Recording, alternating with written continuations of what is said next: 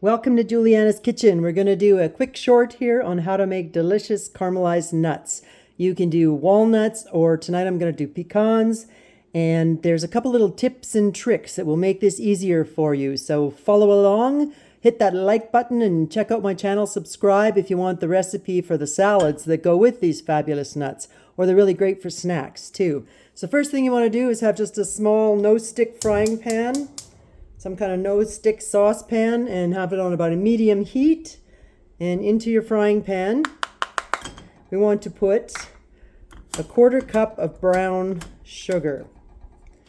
And you want to, before you turn on that burner, have a pan with some parchment paper off to the side so that you're ready, because as soon as they are caramelized, we're going to want to get them on there separated fast.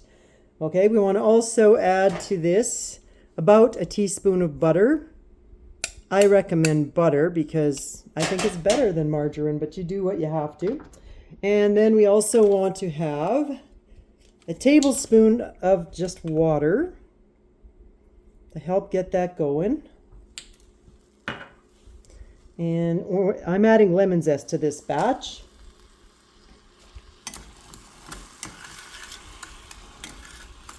And we just want to get that till the butter's melted. Give that a stir. Keep it on medium heat.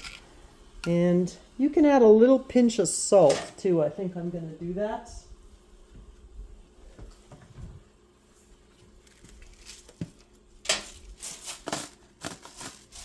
Just a pinch of salt. And I'm going to do a little bit of cinnamon. Literally like a pinch. It's not even 1/8 of a teaspoon. And same amount of black pepper, just because I like that little peppery flavor to go in with the nuts for the salad I'm making. If you just want them for sweet snacks, you can skip the pepper. Okay, and then you want to use a healthy cup of nuts, meaning it's probably more like 1 1/4 cups versus just a cup. Okay, and then you want to stir them to coat them.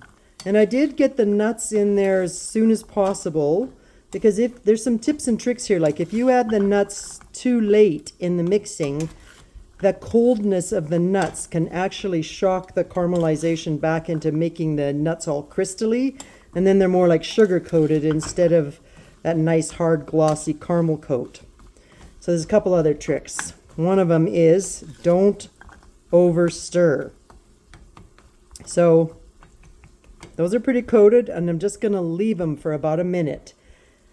And while I'm leaving them for a minute, I'm going to get a second spoon, because another trick I heard, and I tried it the other day and it seems to work, is don't use this same first spoon, this first spatula that has little bits of sugar you can see still not melted. If I put that back in here at a later stage and stir it, those little crystals of sugar can actually start the crystallization process in your caramelized nuts, and we don't want that. Okay, so I have a second spatula ready at the go so that I don't do that. So you can see that they're nice and bubbly. And I'm just going to use this spatula to turn them and coat them another, maybe once or twice. Don't over stir. That's another tip and trick. If you stir them too much, you end up introducing possibly air bubbles into it, and that can start that crystally thing. So these are the tricks I learned on how to make the nuts caramelize really nicely. It's like kind of like leave them alone for a minute. If you want to, you could even cover the pot and maybe count to 30. So let's do that. We'll just quickly cover it and count. Give it a minute to let it do its caramelization. I've got it on medium heat, because if you go too high, you can also burn them, and we don't want to do that. So it doesn't have to be for very long. In fact, that's probably long enough. Let's check them. They're still nice and bubbly caramely. Give them maybe one more toss, but not stirring fast again, because I don't want to introduce too many air bubbles. And then if you don't cook them long enough, then they go more like toffee, and we want to get a nice hard crispy coating on them. So Let's give it a minute. And then we're done. That's how easy it is to make these. So I recommend, if you want to, just get a practice batch. Use whatever nuts you're not planning to use in your recipe and practice it. They won't go to waste, I promise you.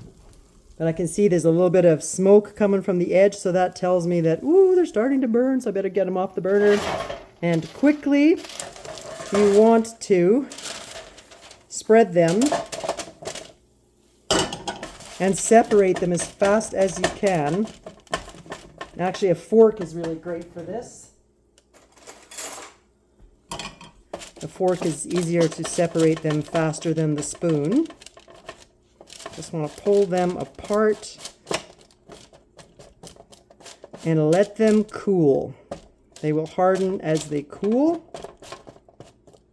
And then you have yourself, like, how many minutes did that take? Not even 5. For a delicious snack, or like I said, these are going to be used in one of my salad recipes. So if you like the idea of home cooking and delicious snacks and treats and salads that have this in them, then please hit that like button, subscribe, join my channel, and you'll find out about all the next recipes coming down the pipe.